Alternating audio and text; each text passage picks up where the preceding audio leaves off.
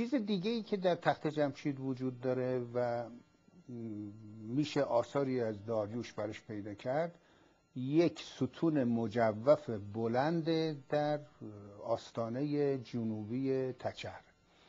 در این ستون مجوف بلند هم داریوش مدعی شده که تچر را که قصر اختصاصی خودش تقریبا میشمرن یا میدونن یا اعلام میکنن او ساخته.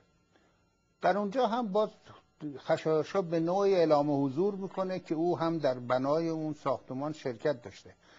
اما مطلب بسیار مهم اینه که ما در عکس‌های کهنی که از منطقه داریم، این ستونی که الان روش کتیبه است به شکل تخریب شده وجود داره. این ستون تخریب شده تنها حدود 1.5 متر از زمین باقی مونده، بقیهش خرد شده و زمین ریخته و بقایای ازش نیست.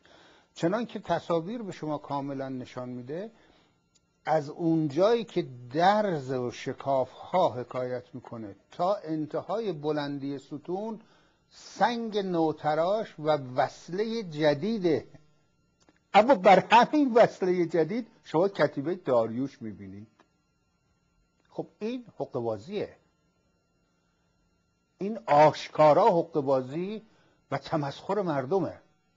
ما میخوایم بگیم که آیا آقایان واقعا فکر نکردن که نمیشه با یه ملتی چنین شوخی‌های وقیحی کرد که ابتدا یه سنگ نو ساخته، نوتراش به عنوان وصله بر یک ستون تخریب شده قرار بدن و بعد در بالاش از قول داریوش بنویسن که مثلا بنده اینجا این کارو کردم.